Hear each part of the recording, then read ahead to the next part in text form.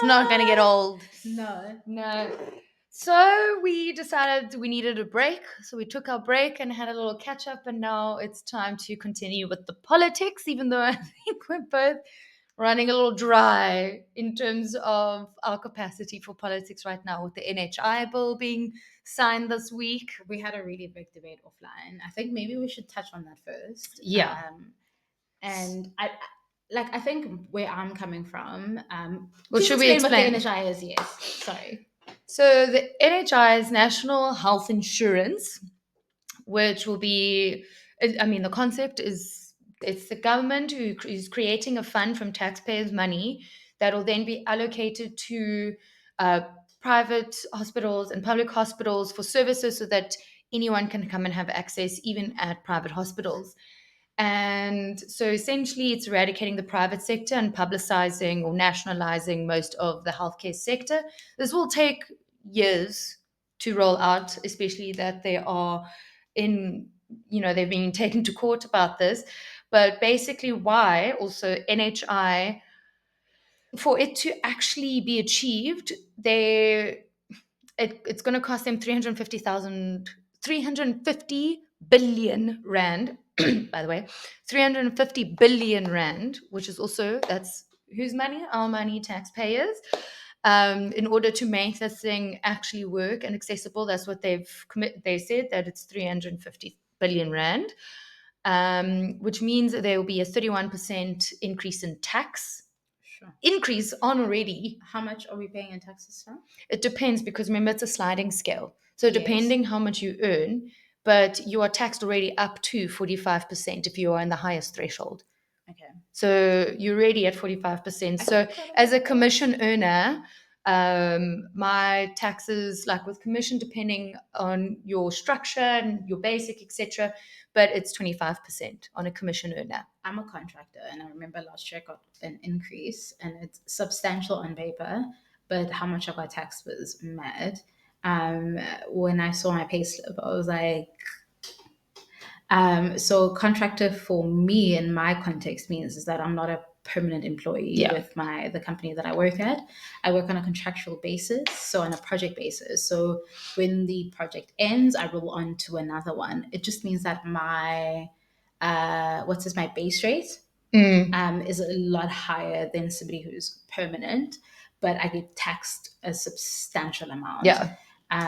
So that is going to, if it's 31% Increase on top of what I'm currently paying, that's also going to, I'm thinking about actors now, because that's also the context in which I come from, an artist. I think as an actor, if memory serves, at the time when I was still in the performing arts industry, you get taxed a good 25%. It's 25% plus your agent's cut.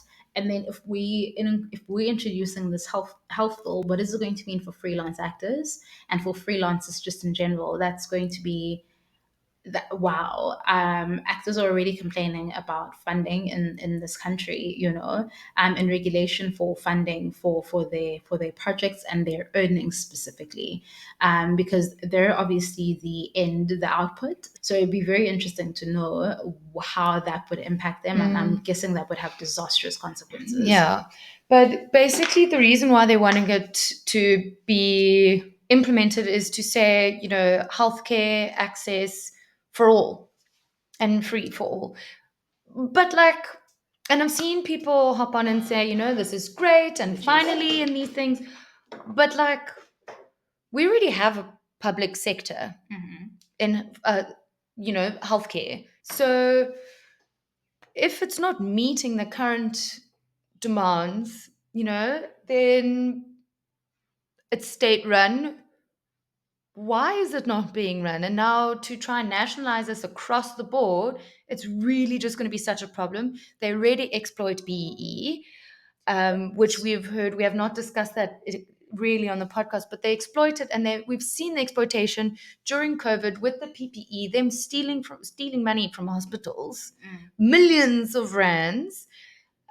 It's just we have seen the ANC is unable to run a public system healthcare wise, because we have a high unemployment rate for doctors, nurses, and medical staff, and also have was at a birthday where this girl who's just qualified to do community service, and she's in Mitchell's Plain. She's so stoked about the experience because it's really great experience being in Mitchell's Plain, but they're understaffed in the public sector. They're understaffed. They're meant to be a team of 6. They're a team of 4, and they actually also, I think she said it was either they were 5 and someone left, or they just had someone leave. And I said, well, why don't they, if they budgeted for 6, why don't they hire 2 more? They said, no, the position's frozen. So the budget's there. But how is the position frozen? What does that mean? They froze the position. They're not hiring for it. What does that mean? Exactly what that means. If a position's frozen but somebody has a need for it, would you not hire? One would think, yes, Sips. This is a government hospital. I don't understand what you're saying. Like, meaning, break it down in layman's terms. Sips, I can't break it down any further. There's 6 people in a team, 2 have resigned. They have not hired 2 more. They said, no, the positions are frozen. Does that mean the positions are filled? No, frozen, meaning it's... Where's that money going? That's what I'm trying to ask. That's what I'm telling you. No one knows where that money is, Siebes. It's just, the positions are just frozen. Okay. And then if we look at our healthcare system currently, we have so many unemployed doctors, right? And understaffed hospitals. We're very understaffed. So if positions like that, if I'm guessing that's not an anomaly, No. Where is that money going? Why are you not hiring doctors to fill that position? Like, what is the reason? Where is that money going? Can we get an audit on those hospitals? Doctors are already, after seeing this come out, doctors are threatening to leave the country. And it's just going to become so impossible to work. And it's just going to be another brain drain on the country. Because the ANC have also said, like, we don't care, they must leave then. Other people will be in that position. But there are so many other people who are sitting unemployed. So I've been very angry and upset about it this week. But it will take, like, at least a decade for something like this to actually roll out, because there's so many resources to have to move and everything. And will it take a decade, or will it be something that's implemented overnight? No, it can't be. It cannot be, because there are just too many resources if you think about it, because there's private hospitals, there's private healthcare, there's so many things. They don't have the funds to implement it. We are also in like billion rands in debt as a country. And to launch this, to roll this out, they need 350 billion rand. Okay, so so they don't have the money for it, and they won't be able to roll it out just yet because it'll take long, because there are hundreds of and possibly thousands of hospitals, probably thousands of hospitals around the country. So now to resource allocate and move resources so that it accommodates within this NHI bill, it can't happen overnight. It's just, it'll take too long, because they're also going to have to then divest from private sector. They're also going to have to dismantle the private sector. All these companies. They're never going to do that. They need the private sector. Because my follow-up question was going to be, it's a populist political move. Yes, it's to get the vote. It's to get the vote. And I think it's because if we look at everybody's manifestos, a lot of people have very controversial, very hot talking points within their manifestos. For example, the MK Party wants to scrap the Constitution. I don't... Let's go into MK off the back of that.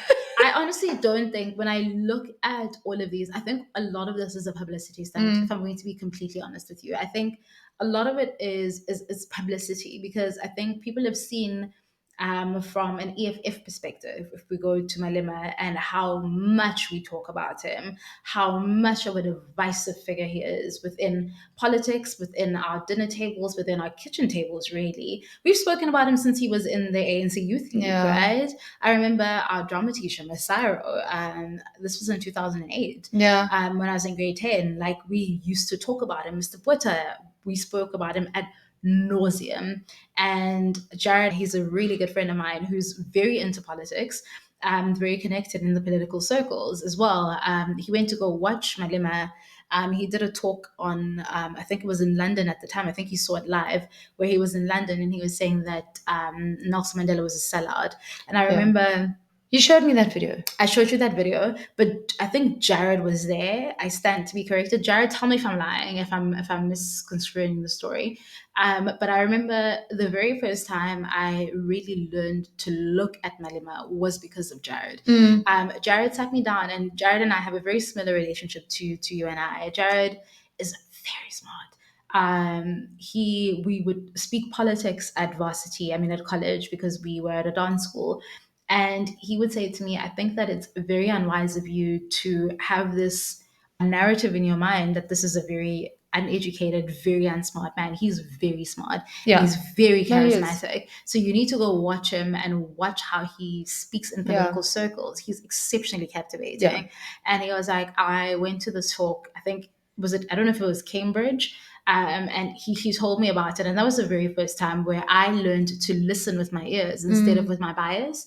And I like that. Listen with my ears and not my bias. Yeah, because we do that. I think we do. We definitely do. We need to listen to what people say. And if you look at the through line of everybody is politicking and they campaigning, I very much think that it's off the bat of something as controversial as expropriate land without compensation. Yeah. What is equally as controversial? Free healthcare. What's even more controversial? Auditing our political leaders. That's a very big talking point if you genuinely think about it. Yes, it's fair and it's valid, but now let's think about one reasoning for that. And I don't trust any politician. I'm sorry. I don't care if you're Musi. I don't care if you're Helen. I don't give a shit.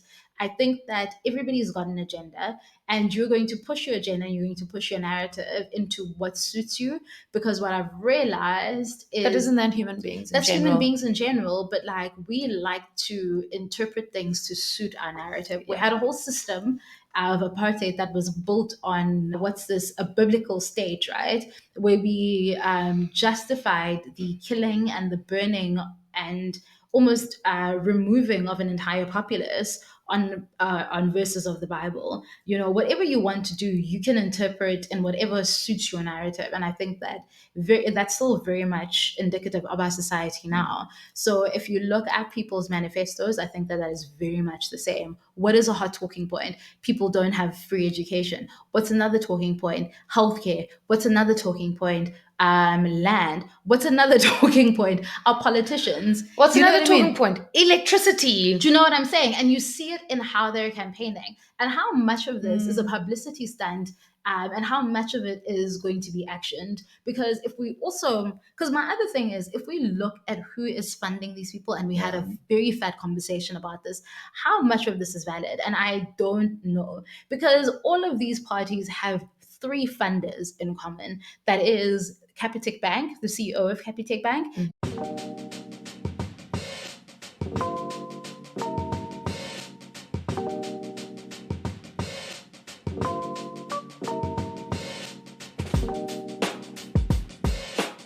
That is the Rupert family. Who was the other one? Patrice Motsepe.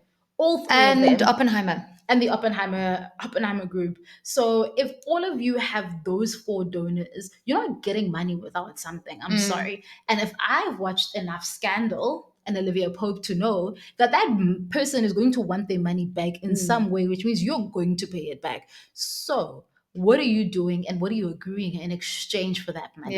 Because it's not for free. Do you know what I'm saying? Yeah. So like I'm in a very like with all of these manifestos, genuinely. I don't trust anyone. I don't know where anybody's agenda is. Because if I look at who's funding everyone, there's four people, and all of that, if we're going to be serious, because if I'm looking at you sideways, you're all about white monopoly capital. Do you understand what I'm saying? Oppenheimer and Rupert. And then where it makes sense, where white monopoly capital would be in what is the party we covered the last time? Herman, Action SA, the DA, Bosa. That would make a little bit more sense in terms of who is funding them. The ANC, we already know, bread buttered on every side. You know what I mean? So I'm a little bit confused, and I'm even more perplexed in terms of who are we going to vote for? Because there's so many intricacies. I've said a lot. Well, speaking of who we're going to vote for, I think maybe we talk about who we're not going to vote for. MK Party. let's not talk about bias first. Let's Yes, look at the sorry. things that I agree with, that I liked when No, I no, read the but I'm just manifesto, saying with Zuma as sitting as their chairperson. who's also a very divisive figure as well. There was a motion very recently to suspend him as their party leader. He went against, I think his name is Jabulanu Kumalo. We can fix it in the Mm, edits, mm, mm. the name, who I think they were vying for leadership within the party. But I think that Jacob Zuma is obviously exceptionally divisive, and he's been divisive since he came into power. Mm. I mean, with all his controversies, with the rape of Kwezi, the shower situation, which was a culmination of that, and an Oh, like, like several hundred counts of fraud no, let's in power. I'll I'm not even going to say I'll forgive the fraud. I'm talking about the rape in itself, Yeah. because I did a grade 10 study when I was in no grade 11. I did an investigation about him and that court case, and I actually has sat and did an almost a dissertation. I had Mm. all the notes from that court case. It's a wild thing to read. It is Sure. very, very, very disappointing. If you look at how that woman was treated, how Kwezi was treated, it makes me upset even now. I mean, she was basically ousted from the country, and she lived in the Netherlands until she passed. And she lived with him since she She's was a passed now. child. She's dead, yeah. Oh, so Um, sad. and how the women in the ANC Youth League reacted to her, how they were, there were so many memes at the time. There weren't memes then, but all these cartoons and caricatures of, and very like very explosive things, explosive things that they used to say about it, in terms of like, I remember they were like, yeah, but if she's in his house, what is she expecting, type of thing. And I'm not joking. This is wild behavior. Mind you, Kwezi's parents both died when she was very young. I think she was about 10 or 11. I stand to be corrected. I learned about this a very long time ago. Mm. And she lived with them. So she lived with the Zuma family. He was like a father to her. That And makes it so much worse. it makes it 100% worse. And then he, at some point when this happened, came into her bedroom, wasn't dressed, and then he raped her. Not once, not twice, multiple times. And he knew she was HIV positive because she'd been raped before by other cadres, right? And this had been happening to her since her parents had passed. So if you want to look at Zuma, me, I don't look at him from a corruption perspective. Maybe I should.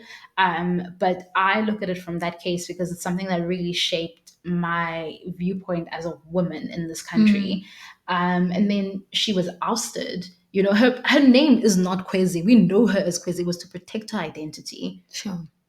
And she died in a foreign land because we failed her as Mm. South Africans. So I want to hear very little about that incident. You know, I hear all the multiple counts of corruption, but I feel like as a nation, we let somebody down on a very basic human level. And that was to be there for her when somebody And on who a she national trusted, on a level. national level, and that was to be there for her and to be compassionate when somebody who she considered family had failed her and had abused her trust, because she had been a victim of rape multiple times. Just saying. But then we can't, it's very hard to take the man from his personal life. We know that Jacob is a polygamist, and that doesn't make you a bad person. Mm. We know that in African society as well, like polygamy is a I think thing. this is, correct me if I'm wrong, like within Zulu culture, it's like especially normal. Like Yeah, it's Zulu, like I don't know if also is for really, some people it's an anomaly for you to have but multitudes Zulu of it is wives, like, but it doesn't mean that you're monogamous. So yeah. monogamy isn't necessarily. If I remember, I watched this other show where they're like, I spoke to say about this. Let me not lie. In Xhosa culture, like having multiple wives is considered to be like it's an uneducated thing, but you will have a side. You will I have was a like, side. You okay, will have a side. It's called amadikazi, I think. Yes. So that's an like a unmarried woman. mistress. Yeah, that's a mistress, and I think that is accepted back then. I don't know about now, kind of, sort of. Well, Um, but Jacob has had many wives, and then another controversy is where his one of his wives committed suicide, where she just said that, listen, I can't do this anymore. She is to Duzani's mother, his twin's mother. So Duduzane Duduzele's mother. So she committed suicide. And then we also have Dr. Dlamini Zuma, which is another one of his wives. I think she was his second wife. Then we also have For those Lakhombo. who don't know, Dlamini Zuma is the one who said you couldn't smoke or drink, but then Yeah. her son was benefiting off the illegal cigarette trade. Yeah, we're digressing. My point is, Zuma is very controversial because if you read about him, there's just facts upon facts upon facts that take away from the politics that come up. So he's also married to popular influencer and personality Lakhombo, who was on Real Housewives of Durban. Love Mge. I love how she speaks. She was a journalist before she married. She was engaged to him, so they have a child together. And then we get into the politics, which is a lot of corruption. So he left the ANC obviously after being requested. Well, he was also impeached. He was as impeached the president. As the president, so he stepped down and he left. Well, he was forced to step He down. had to step down.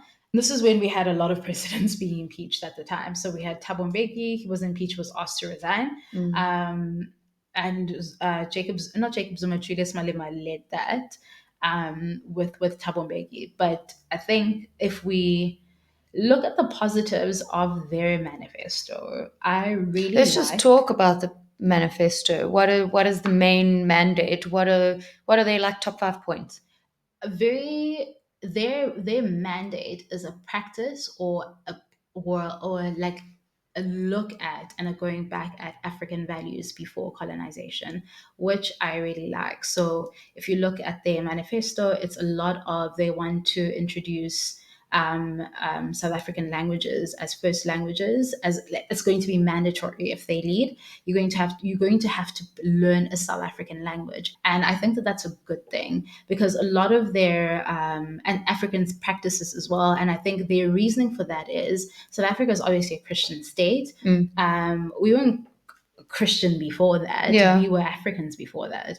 So they're looking at going back to values and going back to an African class system, which means you learning your languages, you being educated on African culture and African history, because we don't get taught that in schools. It's very much lost. I mean, a lot of African history is oral based, it's oral tradition. We know that. We never documented anything. So what we learn and what we have as Africans is passed down through your clan names. So that is how you trace where you come from. And a lot of it is oral tradition where you learn about Chaga. He was this, and that, and it's kind of filtered down. That's how we've maintained our history, right?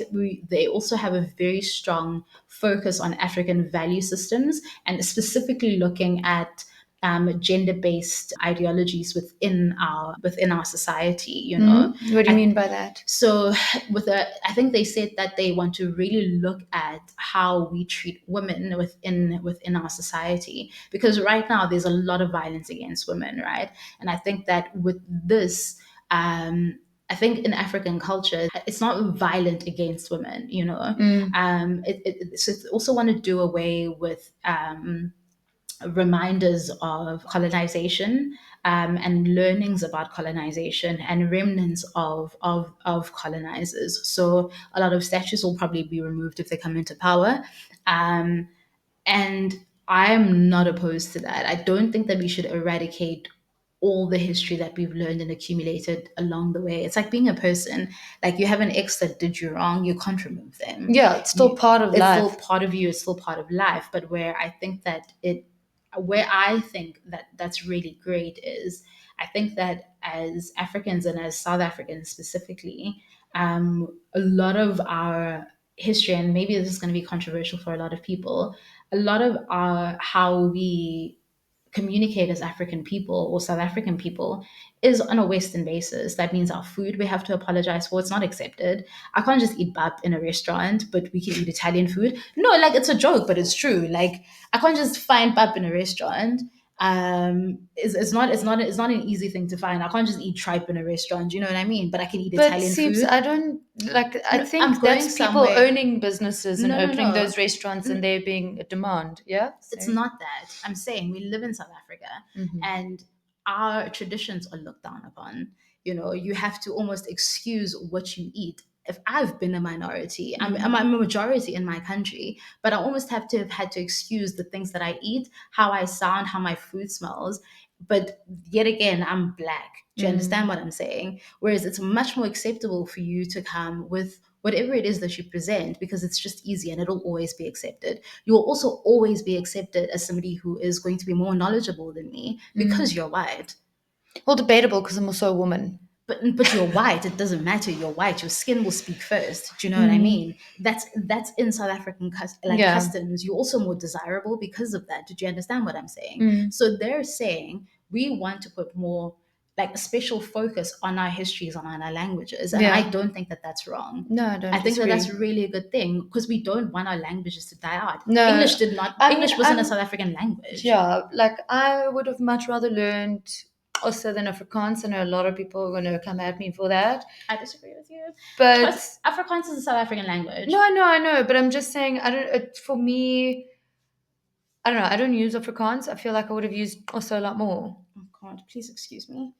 Living in the Western Cape and around, because also from what I've understand and noticed from you is that oftentimes if you can speak one African language, you can understand quite a bit from others. So that is already in itself so beneficial. Not that Afrikaans isn't beneficial because you know Dutch and then German and da da da da. But I mean, I hardly practice Afrikaans, or I mean, I wish it were more stressed because I did do also in primary school, but only from grade 5 to 7, and then like that's what I had 2 years. Do you know how Not it is? even like because it was also on a primary school level, so it's not like I could actually even have a conversation. I could say, "Molo teacher lakazi, hlala phansi, hamba also, inja." friend, but like at school, like let's be real now. When we were both at Redham, sorry school, how often was the vernac part of our anthem like hushed, and then we sing it fully English and Afrikaans at the end? Yeah, but And that's then around the country. It's so funny. No, people pick and choose which part of the languages apply to them. So you'll find that sometimes with black people, they're not going to sing the English and Afrikaans part because that's not a language that they recognize or even want to sing in. But with us specifically, and because I was there, people used to laugh when it came to that section of the anthem. Do you understand what Which I'm one? saying? Which the beginning, Africa, and then we get to the Sotho part, and then we go to sound the chords, then everybody's singing at the same time. Whereas in that beginning, everybody was laughing, and I don't know if it was a discomfort thing. Yeah, I don't know if it was a discomfort thing about the language itself. I think it was a discomfort thing about the language. I don't think it was. I think it was just because it's not common language for white South Africans to speak. But It's not Afrikaans and common. English is for black South Africans. Yes. But I'm saying it's like, but I mean, we know apartheid and that's happened. And also, but it's not stressed in schools either. That's what I'm saying. Yeah. So what I'm saying is, So I remember, was it at Redham or was it when I was in my primary school? Where I remember they literally actually got us all into the assembly and made us practice the entire anthem so that we could know it from beginning to end. So that we wouldn't have any pronunciation issues. But I also know that. But I also did learn also at the school. So yeah, Xhosa in my school wasn't something that you could speak easily, and that's not just before Redham.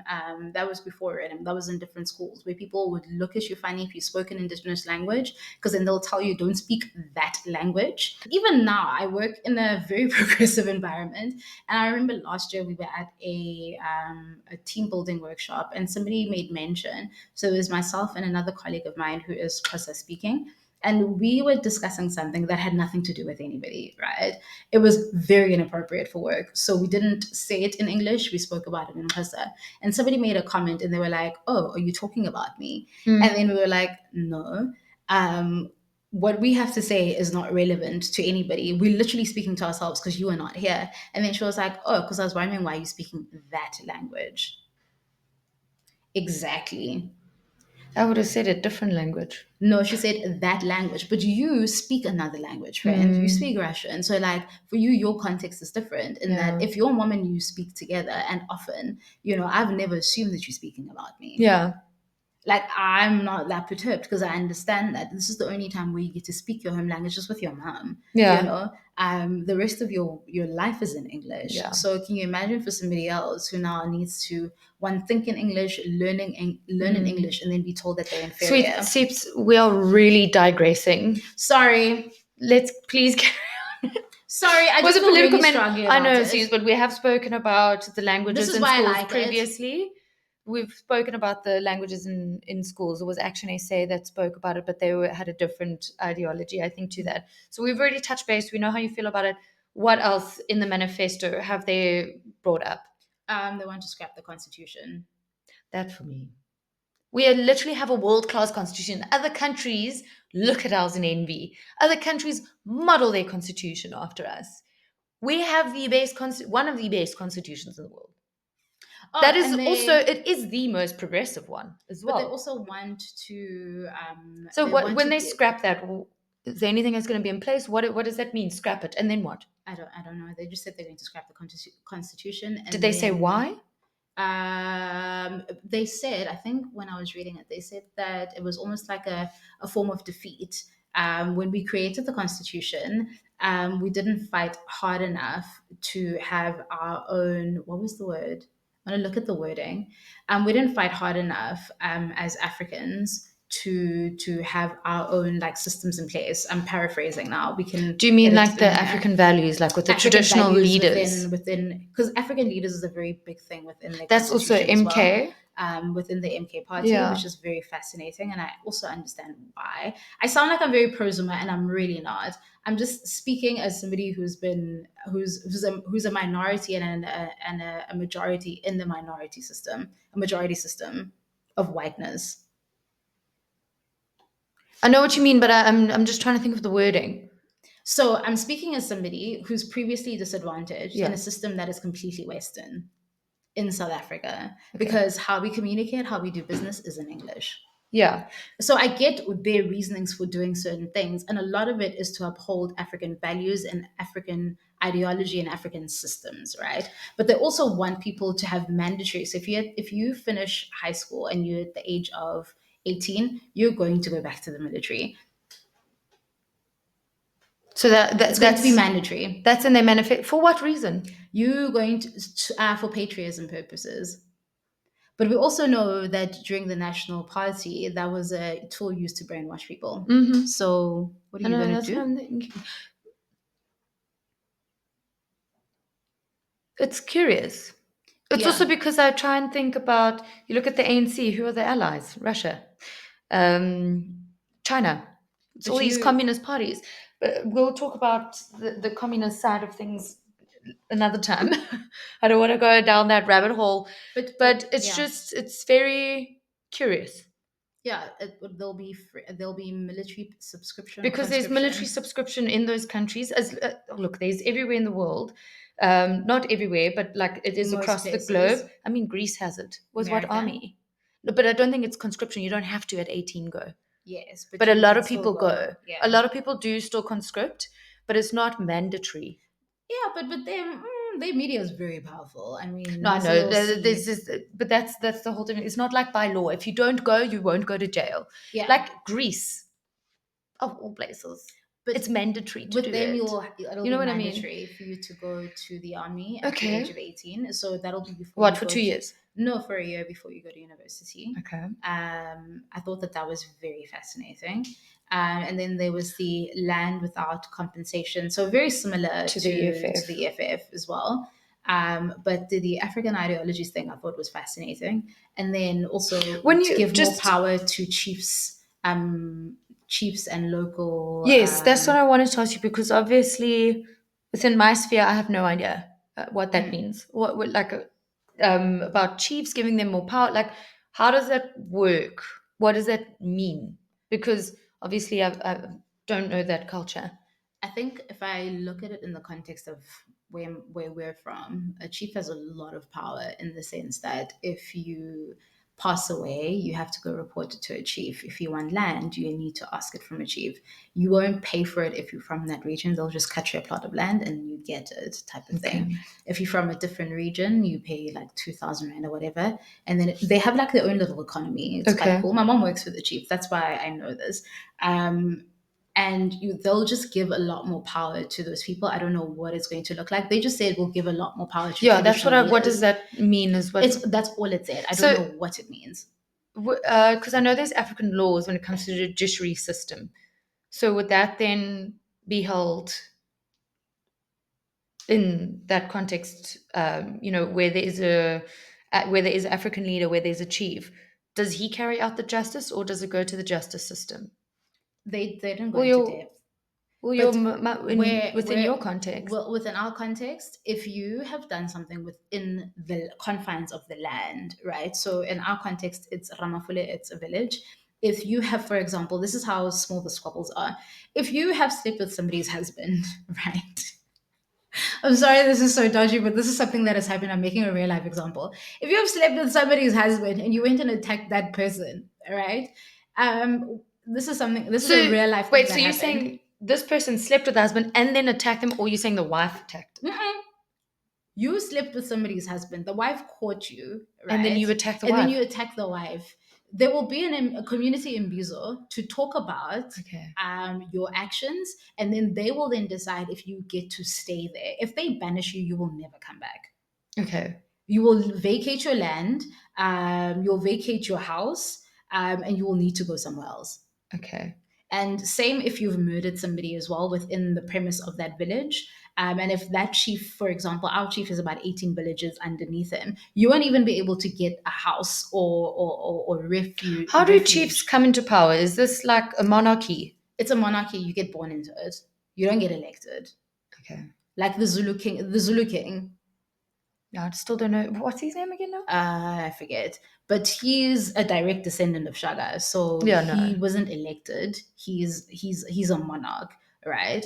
And he will obviously rule because they've got a prime minister and everything. But in our context, as the people from Ramafule, that they decide they have a community in Bizo, and then if they expel you, you can go nowhere. You will have to vacate because that lady got expelled. Mm. She had to leave her house. Her family had to leave.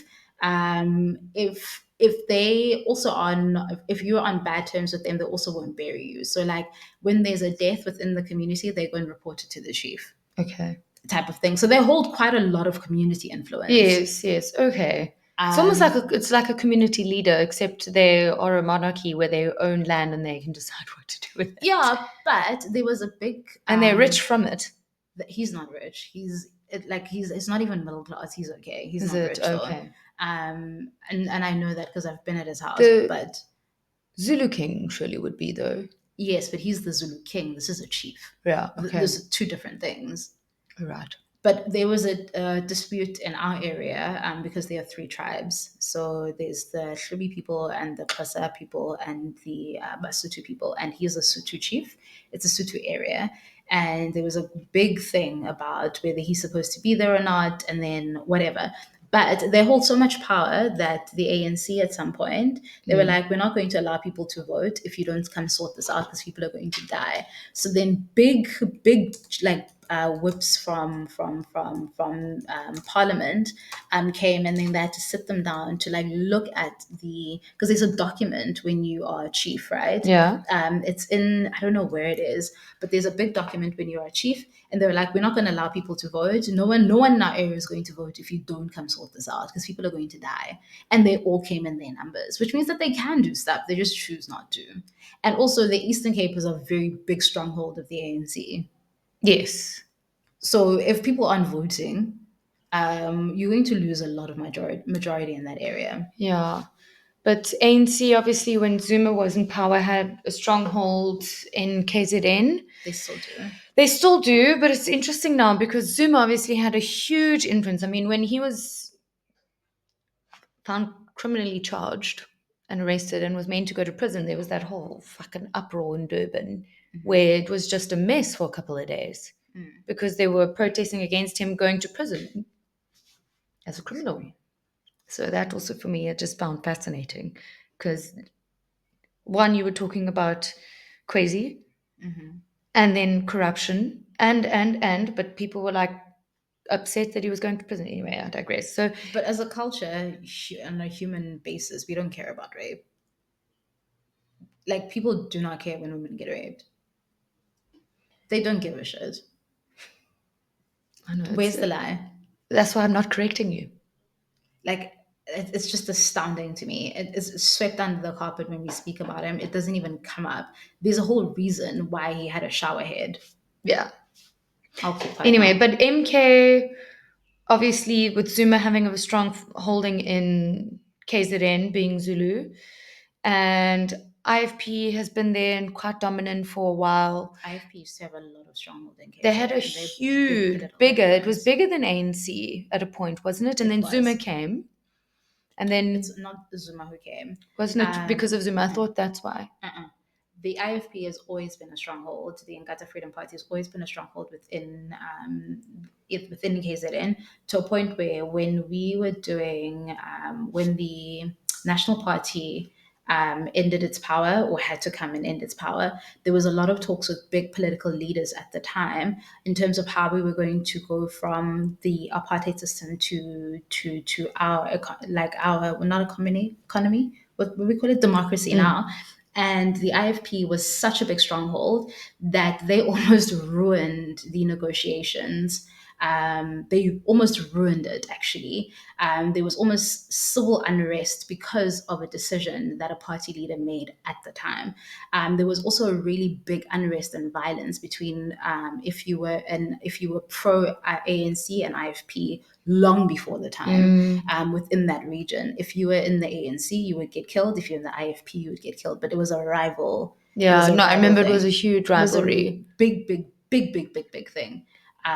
So they had a very big stronghold until post 94, from a political standpoint, nationally, I think. Okay, it's because they're now MK's coming to the mix. EFF looks like they're winning a few votes Not as in many as KZN. MK. Yeah, MK's come going to up take the quick, vote. yeah, and then ANC, and then there's IFP. So also I'm using it's called Mzansi AI, so MZANSI.AI. They have a chatbot that they created. It's an election chatbot. I was like, we have to talk about this because this is cool. You can literally type in any questions you have about any party, any leader, and will literally populate it for you and provide resources. That's my favorite thing. It's the resources, because ChatGPT will just shit stuff out and here you go. But where did you get this info? So I want to take a full test spin. So we also need to talk about who is the leader. It is led by honorary. Is I'm assuming Hondot means honorary. Velenkosi Fiki Hlabisa. Yeah. Okay. So I got Velenkosi. Velenkosi. Yes, Fiki Fiki Hlabisa. Fiki Hlabisa. Currently the president of the IFP. IFP was established by Prince Sutu Mangosuthu Buthelezi, and he Buthelezi. is the prime minister, or was the prime minister, of the Zulu kingdom. So he negotiated, when the Zulu king died, Yeah. he is the reason why there was not a lot of unrest, because there was obviously talks of the current king. They didn't want him to be in power, but he not negotiated, he was the reason that there was not a lot of unrest there. Like, he was a leader in that instance. So that's why they mourned him so much. But he was the prime minister of that faction. Interesting. Also, what's been interesting is that IFP, I think, has been predominantly only in KZN. Yes. And this election season, they decided Gauteng-a-ling. I would get that. So now they've launched their manifesto in Gauteng, focusing on a lot of, I mean, every manifesto we read, we see this coming up. Job creation. Well done for putting that in your manifesto, like everyone else. Crime reduction. Again, well done. Corruption. Okay, well done again. Gender-based violence. A lot of manifestos, I don't think, have that as a pointed statement I like that. in the manifesto, which I do like. Education, obviously, healthcare, infrastructure is super important. So it says that the IFP aims to rebuild South Africa by fostering a free democratic society, ensuring that the people's vote determine the future. They said that they've also expressed confidence in their ability to take control of KZN and Gauteng in the upcoming elections. The IFP leader, Shabasi, has actually dismissed the MK Party, led by former President Jacob Zuma, as no threat to their support base in KZN. And they said they welcomed any political newcomers, but they were cautious about joining forces with some parties. What is my words? Stepping up on one another. Some parties, and specifically mentioning the EFF. which is very interesting. So I also then put it into this chatbot as to what are the top 5 points that they released in their election manifesto. The one thing, obviously, key focus areas jobs. So it says they aim to rebuild the economy, end load shedding, and prioritize job opportunities.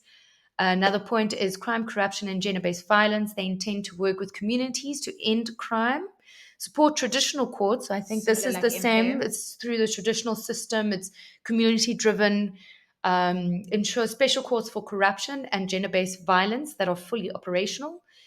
Healthcare, it says that they plan to improve the healthcare system, prioritize the elderly and vulnerable children, and increase social grants. Social grants, I don't think I agree with. Mm-hmm. But Just give people elderly, jobs. but I mean, the elder, yes. In African culture, elderly are very like, They're the custodians of knowledge. yes, yeah. So they're very, what is it? Highly regarded sect of the community. Mm. So that I understand, also prioritizing that elderly healthcare, vulnerable children. I mean, Always. 100% always. Children are the future. Education. So they will roll out free basic education, reform NISFAS, and introduce an unemployed graduate grant.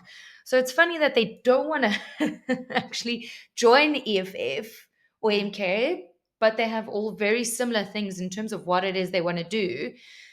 But the EFF doesn't want to have basic education be free. It's at a varsity level.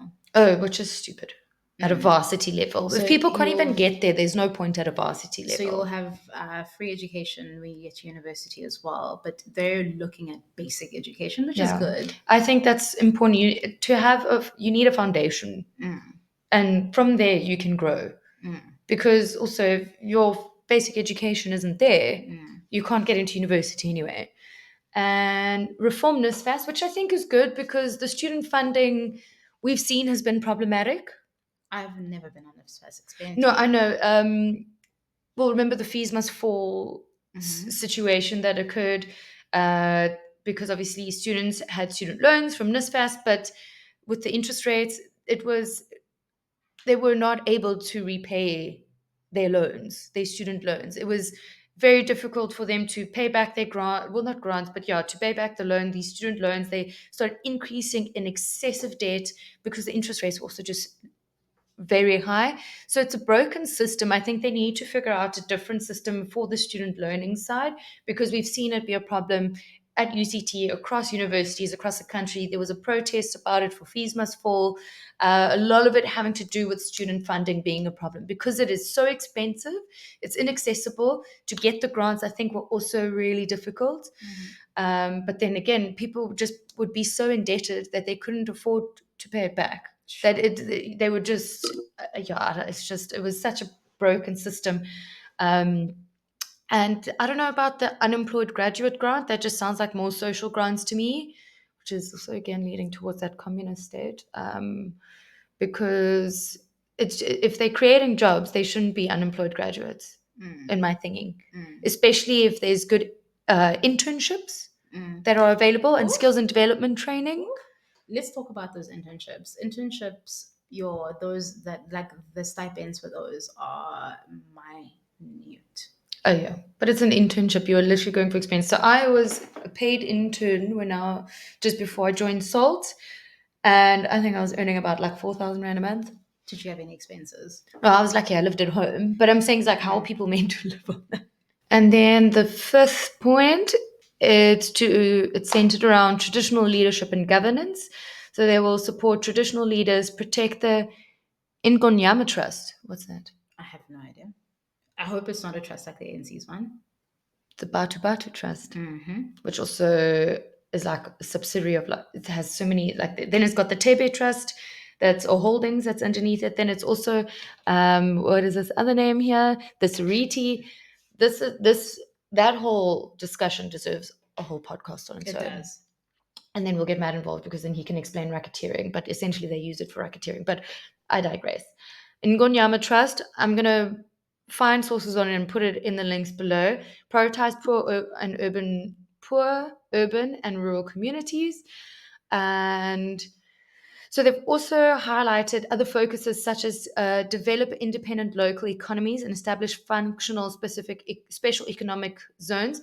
This is what Build One SA said, the same thing as well. With The the townships, which I do like, I do think they deserve priority because also people underestimate how much money you can make in the township. Taxi industry, we're looking at you, but not the only thing.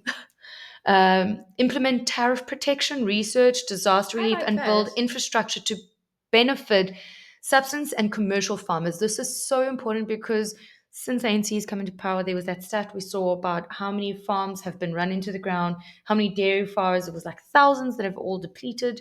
So I think getting that commercial side of the farming back on track. I mean, we're also like we still are a great agricultural country, but we could be doing better.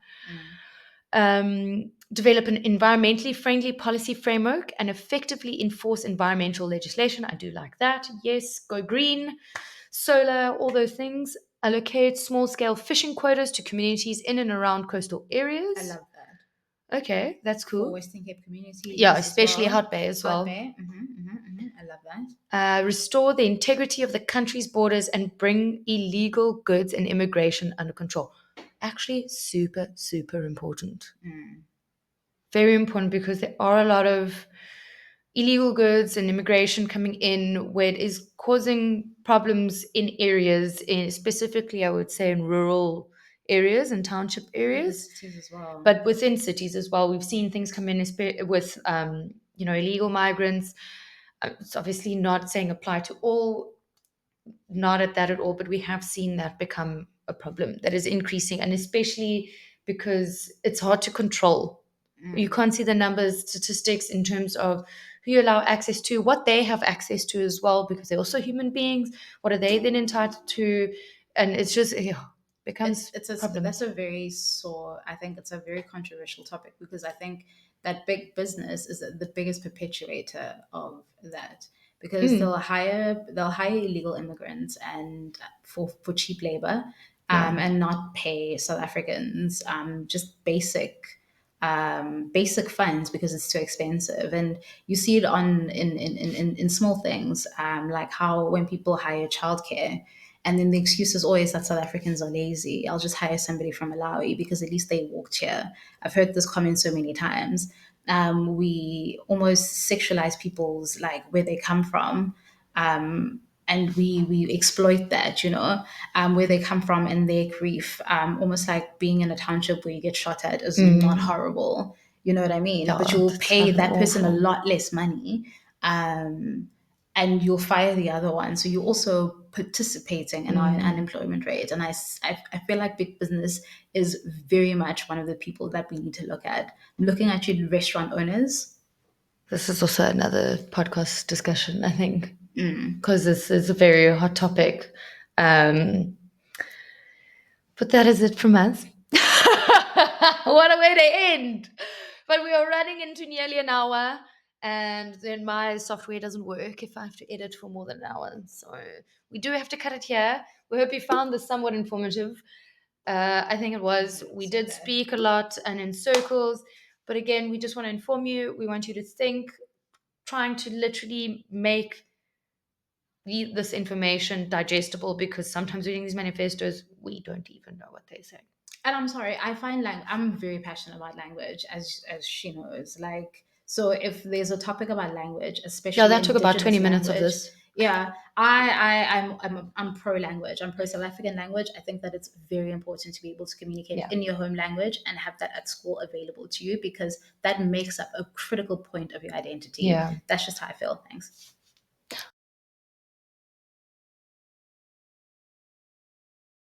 On that note, that's us done.